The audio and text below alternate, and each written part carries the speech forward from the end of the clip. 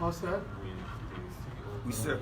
Okay, ladies and gentlemen of the press, fellow Liberian patriot in Radio Land, in Liberia and around the world, I want to welcome you all where our Honorable Secretary General in person of Emmanuel Kiyoko will be addressing the media on national issue concerning our protest and other issues regarding our country.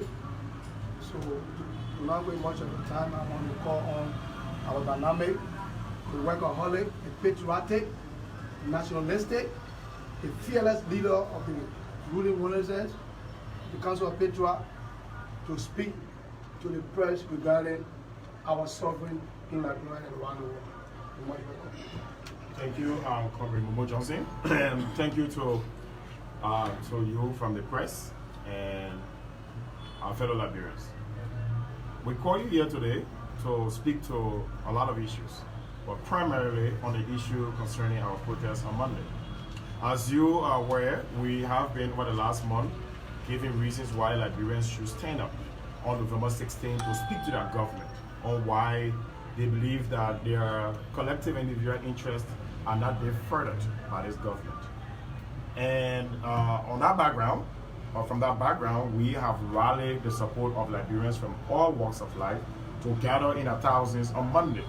So on Monday, November 16, beginning at 6 a.m., we will be gathering at the Capitol Hill to converge and to tell our government that we're living in an era of fear. This country is so fearful that Liberians don't even want to identify with other people. The CDC government is running a country that people can no longer freely identify with their political parties. We have not observed this over the last 12 years of the Ellen Sirleaf administration, but over the last 3 years of the George Weah administration, people cannot freely identify with their parties for fear that they may be brutalized, they may be harmed, or even killed. And this has got to stop. That is why at the COP we say enough is enough. Enough is enough. So you may be wondering, what are the reasons why we are protesting? Why we're getting in the streets? Why are we rallying our base? Why are we calling Liberians from every walks of life, including the CDC? Why should they stand up to their government? We should understand that elections are transitory. Elections are not something you do all year long. They are time bound. After election, there is governing. But unfortunately, the CDC-led government has refused to govern since the 2017 election. They are still in partisan mode.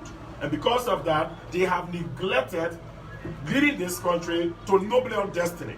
They are still so much engulfed in their partisan sentiments to the extent that it is eroding the national fabric and the cohesive nature of what this republic is known for, or what it should stand for. And because of that, we are saying at the COP, enough is enough. Enough is enough. Now, why are we going out? This government in broad day is stealing from you. And at the end of this press conference, you will understand that this is not a partisan approach.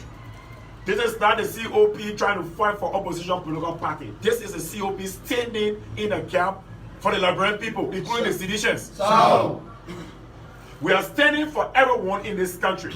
Because when the exchange rate is 150, that the Liberian dollar has gained so much value in a week, and commodities are still priced the same way, any seditionists get to suffer because of that.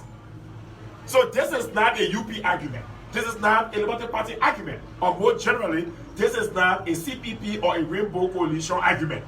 This is a Liberian argument. So we are rallying the Liberian people to stand up and tell their government, we are all affected by your mismanagement of the state. And this has to be clearly articulated. So whilst you are seated in your comfort zone and thinking that the COP is here to satisfy a certain segment of our population, you are grossly mistaken. Because our approach is broad-based, it's cross-sectional. It incorporates everyone. Everyone. We are here to talk for every Liberian, to the extent that our fundamental rights are being violated, to the extent that we are being stolen from in broad daylight. This has got to be clearly articulated, unambiguously. We have to come out and tell the Liberian people that come and stand with us, come and join us, and let's hold your government accountable. In the history of this country, one of the things that have always led to governments having problems from time to time is their failure to account to the Liberian people on the stewardship of the country. And at the COP, it is our stated and implied endeavor to ensure that government remains accountable to the people. And for that, we will remain uncompromising. Now, your government borrowed $50 million from the International Monetary Fund. Of that amount, $30 million was set aside for the distribution of much needed relief package in the wake of the outbreak of the pandemic, the coronavirus pandemic. Now, your government made you to believe that they would have supplied you rice, beans, and oil. And in furtherance of that mandate, they went to your homes, enumerated your family members, your household, and marked your homes. To some extent, I'm being told that the homes were photographed. So the expectation is, or was because it turns out clearly there is no longer the will on the part of the government and the World Food Program, another topic that I will discuss in more detail, are reneging on this particular responsibility. So over 6 months, since May, this money was acquired, they have not reached out to the intended target. There is a conspiracy, a collusion between the government of Liberia and the World Food Program to steal from the Liberian people. And this is even more embarrassing because the World Food Program just won a Nobel Peace Prize. So I'm not sure they won that prize on the back of stealing from citizens of countries in which their efforts are meant to serve the greater interests of these people. So the World Food Program has to come clean. They were contracted to roll out this stimulus package. They gave a certain amount in administrative cost, which the government, to my recollection, made available. As a matter of fact, monies were deposited in their account. And the sole reason for this is that they have experience in dealing with the distribution of relief items around the world, and that is a statement of fact. Because the WFP has been in war-torn countries, poverty-stricken countries, and doing relief items distribution. So it is a fact that they do have experience. So on this basis, it is expected that they would have done their own environmental impact assessment analysis, which should have informed their costing. So to quote the government at a certain amount to pay to distribute this amount, only for the former Minister of Commerce, who's now Director of the Environmental Protection Agency, Wilson Tapet, to tell the Senate committee that it's because of viral condition that people don't have the stimulus package. I think that is just a cover-up of the conspiracy that is already in motion. And they have to be made to answer. And the only way they have to be made to answer is for you to stand up and ask them for your stimulus package. You have to stand up. You have to stand up. And what is even more frustrating is that we have information that they have the rice stockpiled in warehouses, some of them in their homes. Their houses have been turned to warehouses. And the sole intent of that is to use this particular relief package for political purposes. They are fielding candidates in the counties on December 8th, when we're having a midterm election. So they're going to use these relief items as political tool to get votes. Now, no one should have to receive these items because they're voting for a certain candidate. They should receive it because they are Liberians. And that is why we think whenever they have the rice, oil, and beans stockpiled, they should bring them out and distribute them. Or if they can't do so, they should give a clear picture on the status of the stimulus package. In the absence of that, we have reason to believe that the World Food Program is colluding with our government to steal $30 million from Liberian people. Now, when I say steal $30 million, I'm saying this because as you speak right now, you're already paying for that money. Your representative increased the price of petroleum product by 30 cents a gallon to pay for that. So every time you pay for a gallon of petrol product, you are paying for that money already. So you have a cabal in government, a syndicate, a criminal cartel in government that has decided that we will take $30 million and steal from the Liberian people and they will do nothing.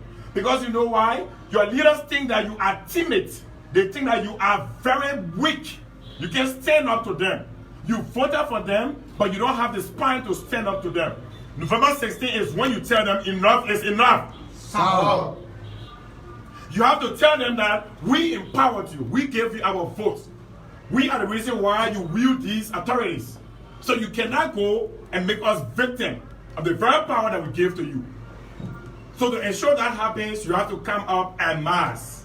I can tell you for a fact, the mobilization we've done over the last few weeks to ensure November 16 is a success is enormous. People will come out. The Capitol Hill will be flooded with people. They will come out. But you have to be part of this. Because if you don't be part of this, your government would have discovered a weakness in you. And they will exploit you even further.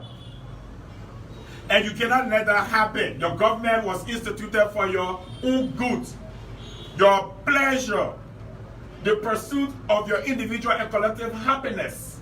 To the extent that your government feels under singular responsibility, you are supposed to stand up. It is your right to peaceably gather to tell your government that enough is enough. This is not what we signed up for. We have a lot of reasons why we're gathering, a lot. But this one is even more critical because this is a crime yet to be committed. We have reasons to believe that they have the right stockpile. They have the monies. The WFP, the government, they know what they're doing.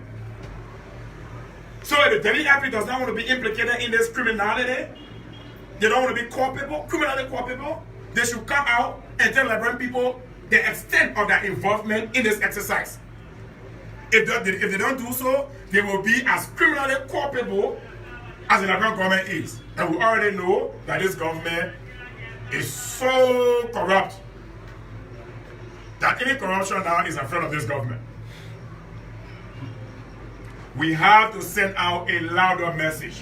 Let's gather on Monday and tell our government that enough is enough. So, if they have eaten our rice, let them vomit the rice. so, If they have drunk our oil, let them spit it out. so, If they eat the beans, we want the beans back. so, They are criminals. This is a verdict that you, the Liberian people, should pass on them. They have stolen from you, they continue to steal from you, and the only reason necessary for evil to triumph is for good people to do nothing. And you cannot sit there as a good Liberian to see this evil happening in its track without nipping it in the bud. You have to do so. It is your singular responsibility to stand with your country to the extent of your might and your ability and your power. Let's stand with this country. Our government has failed us. Let's be the last line of defense for this country. so, We have a case of 3 missing young men. Now, I can be here for the next 3 hours to tell you how badly this country is being run right now. I can tell you 3 hours from now, maybe 4 hours, maybe 5 hours. There are plethora of reasons why this government should be made to account on several accounts. But we can't be here all day. Alright? So I'll give you a few reasons why I believe this government should account to us. And this should appeal to you. It should appeal to you. Because you feel, or you should feel, robbed. You should feel stolen from. You should feel silenced. And this should anger you deep down.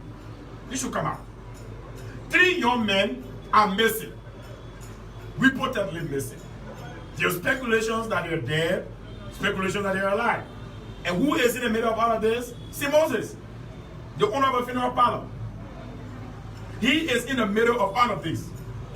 What is the government doing to ensure that it's a closure to this matter? Nothing. As a matter of fact, the guy is allowed to go on radio stations and explaining himself while the police is still seized of this matter.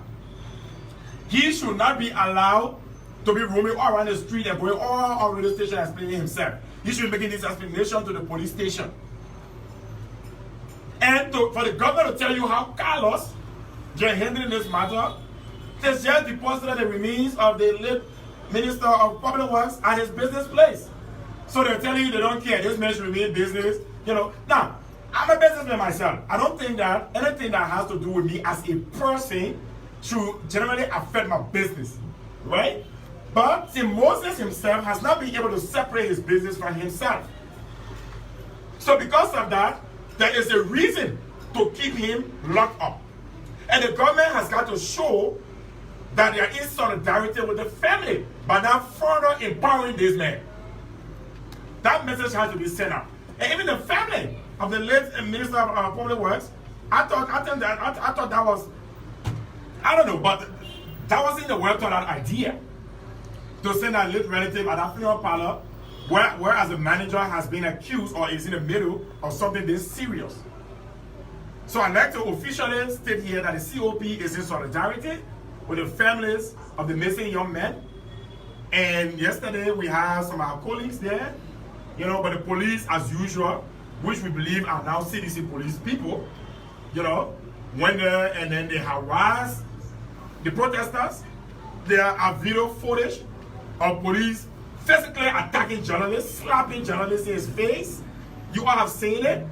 So this one tells you that the police can do anything to protest us. But we are going to defy all the odds. We're going to come out. And let George Weah and the CDC police further show to the world how intolerant of other views they are.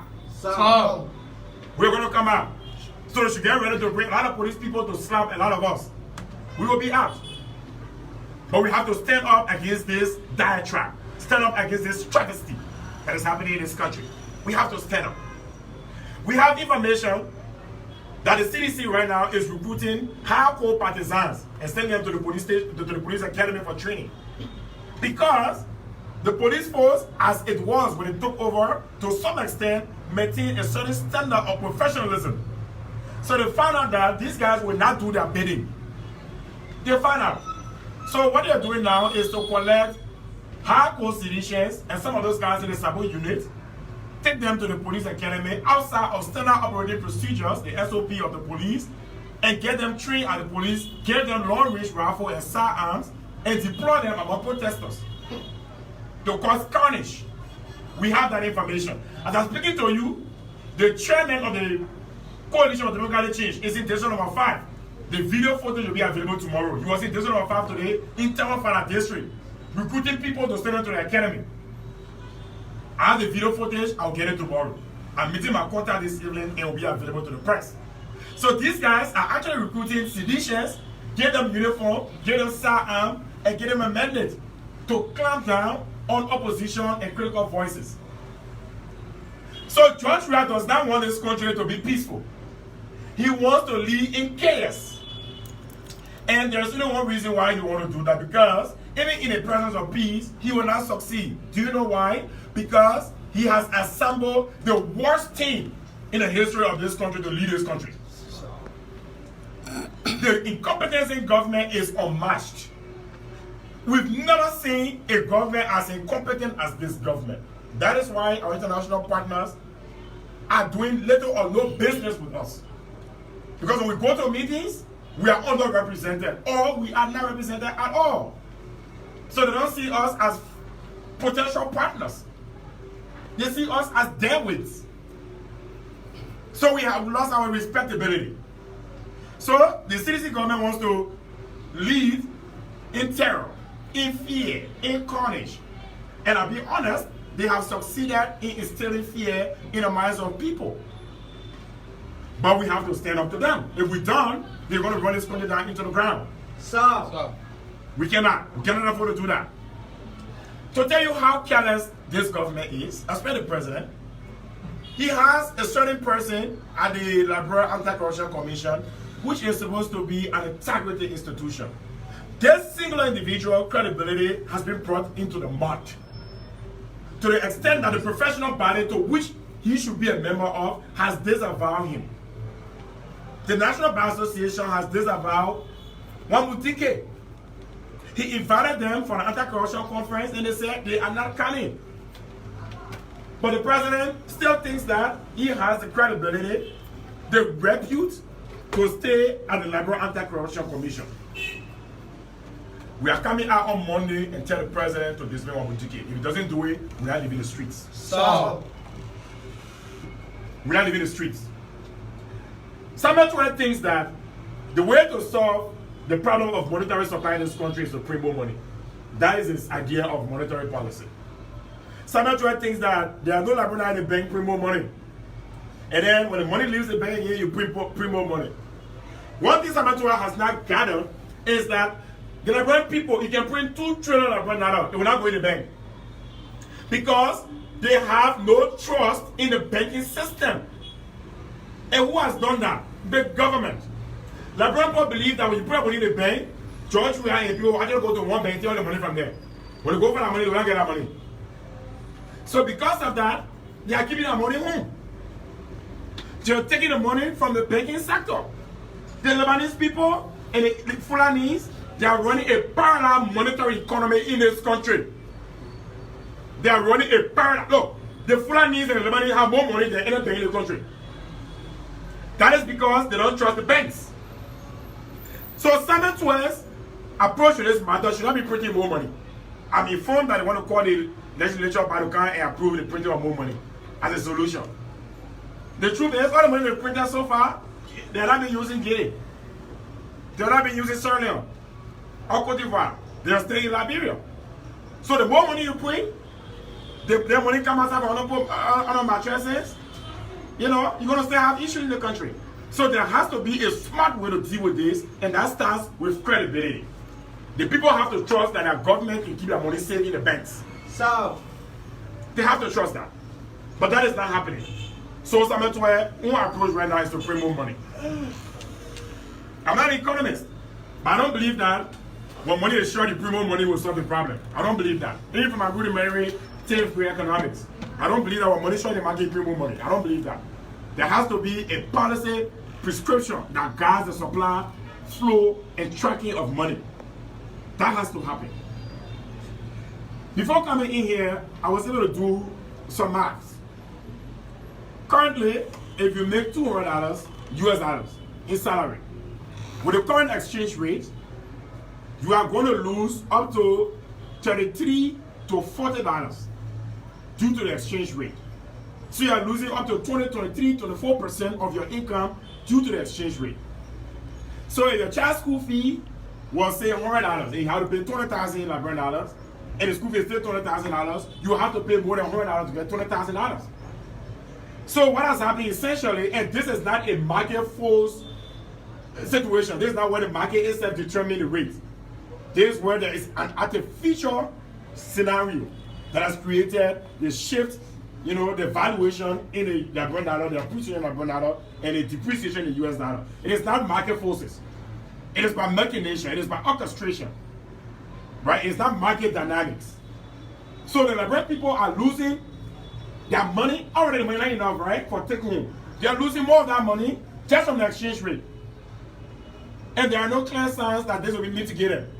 So I listened to this morning on Freedom FM, and his argument was it is going to take some time, but how long is it going to take? People are losing their disposable income just on exchange rate. And then the depreciation of the US dollar and the appreciation of the Liberian dollar, it is not corresponding to the constant price of commodity. So that is hardship on the Liberian people. They printed $4 billion. No commercial bank in this country gave any of those money out. Like any of the telling windows. Not one. The only person I know that had a new money that was printed was Thomas Fala. So in other words, this government printed money and gave it to the political candidate to run a campaign. All of you watching, all of you listening, I need you to tell me that you went to a certain bank to withdraw money and they gave you brand new notes that give from the central bank to the commercial banks. You will not see it. All the banknotes that came from the commercial banks are mutilated. To the extent that even now, you can't even find them. You can't find them. So these problems and many others, which you can say, which you have been telling people in the communities, you know, we got more time in the communities than we have on the media, like right now. So we're telling people one-on-one, and it's resonating. The people say, won't come. They're coming outside. We've already informed the Justice Ministry, we informed the ECOWAS, we sent a letter to DHL, to the chairman of the head of state of ECOWAS, President Nana Akufo-Addo. We wrote the head of delegation of the EU, right? We wrote the US Embassy. So they are aware of this. And in the next few hours, they're going to issue a travel advisory to put our coming to Liberia, informing them of our protest on Monday. So we are going to gather en masse on the Capitol. We're going to gather and we're going to sing a much louder song that this country needs saving. Because we have to save the state. Sound. Enough is enough. Sound. This country needs saving. And it is only you who can save this country.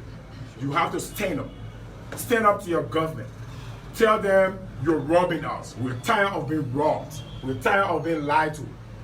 They lied to us about Ibomaf. They lied to us about Ito Loan. They lied to us about 6,000 teachers. They lied to us about airplane. I mean, the people feel so comfortable lying to us to the extent that we are so used to being lied to.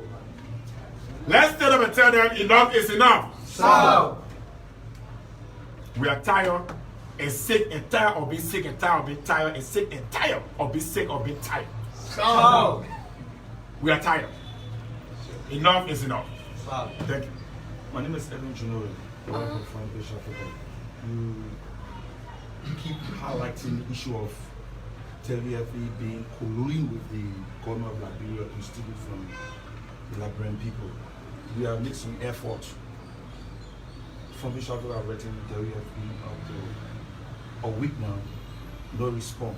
So, are you going to add Terry-FE to your protest list that indeed will put that against them, knowing that it is an international organization? So, like I said in my opening statements, the WFP clearly is complicit in this atrocity against the Liberian people. And they should be embarrassed because Liberia ranks among the poorest country on earth right now, if not the poorest. They should be embarrassed that they will connive, collude with a corrupt regime to steal from very poor people.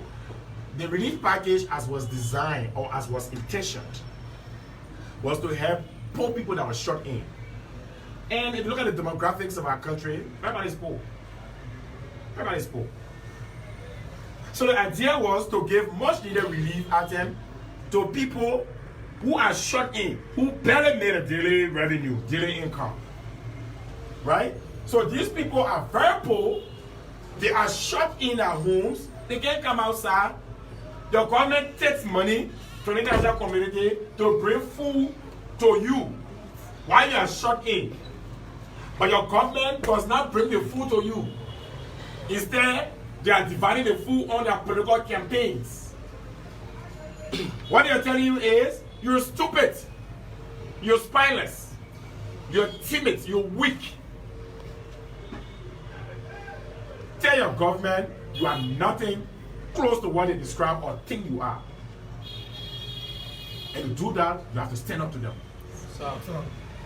Stand up. Because if you don't stand up for yourself, nobody's going to stand up for you. You have to stand up. Thank you very much. We're taking 5 questions. One Florida and I'm food for fabric. My concern is, you said in your explanation that you wrote the Ministry of Justice. Has the Ministry of Justice consented to your letter to protest on Monday? Thank you. The letter to the Justice Ministry was not a letter requesting their approval. It was a letter acknowledging of our protest action. Because under the laws, we don't need permission to protest. All right, people are supposed to peaceably gather and petition our government. So it's under our constitutional requirement that we are doing this assembly. So it was not a letter to ask for permission. It was instead one to acknowledge them of this and to provide for us the needed security protection as is required. You're supposed to protect every Liberian. So when Liberians are agreed in whatever number, whatever size, whatever persuasion, and they come together, the security is supposed to ensure that their safety is guaranteed. So it was not a letter to request their permission. Instead, it was one to to acknowledge of our action, and of course request security protection for our peaceful protesters. Again, I'd like to emphasize this is going to be a peaceful assembly of peaceful Liberians to legitimately petition our government to look into several issues that affect them as a people and as a country. Amos Kozao from Fortune TV. My concern has to do with petition. On Monday, who will you be presenting your petition to? Because in past protests, you have not presented a petition to a particular person, but you have been waiting either for the president or someone special to give your petition to. Okay, so unlike the past protest when we have petition to present, this one, we have some issues that we want the government to take care of. They don't need to meet us. Yeah, they need to do it. For example, dismiss one ticket. We don't need to petition you for that. Just dismiss him. Because we've already had this in the media for our entire month. They've read it. We've told them in the letter to the Justice Ministry, we outlined some of these things. To the embassy, the US Embassy, we outlined them. To the head of EU delegation, we outlined them. To ECOWAS chairman, we outlined them. So these issues have already been communicated. So if the president or the government wants to call up this protest, which we are willing to do, let them dismiss one ticket, let them give the stimulus package, let them bring closure to the 25 million mobile exercise, let them investigate the full mysterious death of auditors, let them bring closure to the family members of the disappearance of the 3 young men. You know, let them do these things. Then we'll call the protesters, we'll not go on the street. But once they don't do them, we'll remain in the street. Okay, my name is Barbe Kane and I report for Joy FM TV. I'm concerned about the continuous protest of CO. Your message on June 7 is still the same as the message in January. It seems to be like nothing is changing. Everything is still the same because you continue to stage protests. Why are you not opting other options in engaging in the government on pressing national issues? These options have always been exploited. We've always flagged these issues, right? But it is always the government's position to grandstand. It is always their place to defend their actions. They are flagrant. They are disrespectful, to say the least. They don't think our concerns are genuine. They don't think they are legitimate or they're germane. So they do as they please. Even when they are warned. For example, the issue of Igbo Man and Eton. They were clearly warned that these deeds were shady. That they were shady. They were warned. But they still went through with the processes. The issue of Lone Star Air. We forewarned them that this is a scam. It is not going to work. It is a scam.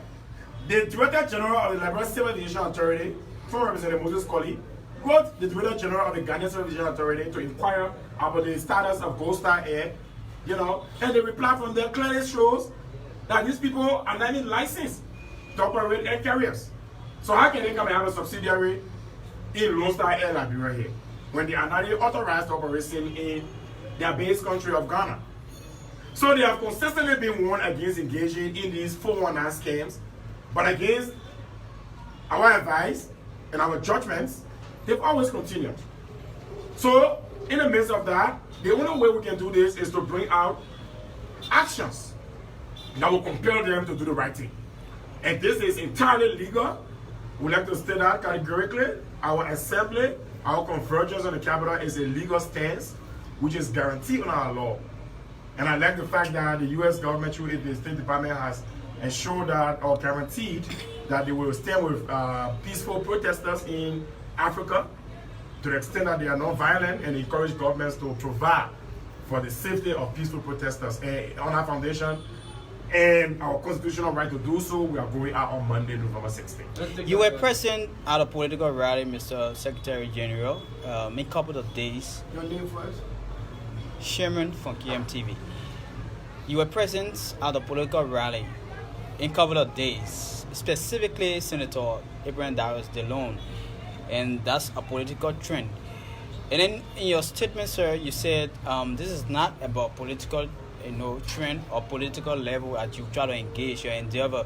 I'm concerned about reconciling that statement with that of your as a head of an institution, or maybe one of the heads of an institution or organization being present at a political rally And reconciling that statement with what you say is not a political thing, how can one be convinced about your statement here? Thank you. So the COP has members that are partisans of other political parties. All right? The COP is not a partisan institution, but its members are freely allowed to associate with other political parties. That is the status of the Council of Patriots. It's also part of Right. heads are also part as well for Yeah, political exactly. parties. Yeah, everybody from top to bottom. You are allowed to associate with a political party. When we come to the COP and we take a decision and it runs contrary to your political party decision, you have to stand with the COP's decision. So you think opposition, other political party hasn't gone wrong? No, they do it. We just started from time to time. We've spoken out against. We've been the biggest critics of the CPP. How many have been following? So how? We have criticized the CPP at certain So point. We even why spoke- isn't any count against COP? Or I mean CPP? Why any count of your petition is Because CPP is not a ruling party. They're not allowed to run the finances of this country. They don't consummate deals for this country. But I would expect you as a journalist to know that the governance of this country is not the COPs to the CPPs to determine. It is the ruling establishment. So when stimulus package is not disobedient, I don't ascribe that to the CPP. When 25 million mop-up is not properly accounted for, that is not the CPP's position. So this is why you see the heat is going on the establishment. But when it comes to the institutional functionality of the CPP, we can have a position statement. So, Mr. Yokovic, all right? Yes, So, let's yeah. take Which one party you here. belong to? I don't belong to any party. I'm formally associated with the CDC. Let's get it. I am associated with the CDC, but Ketori Lawrence supported another candidate, and right now my membership with the CPP is dormant. That my colleague regularly said, dormant. always around Senator Ibrahim Dawes. Okay, let me speak to that Dillon issue. Fundraising Let me speak to that Dillon by the issue. head of The rally was Friends of Dillon. It was not a political party rally. The rally on the 7th of June was Friends of Darius Dillon Liberia. I'm a friend of Darius Dillon. I support Darius Dillon for the Senate. That is why you saw me there. So how long the protest will last for? As long as our demands are met. All right, thank you. We call our day. So now 1 o'clock up KMTV, and we hope we can join in our subsequent broadcast.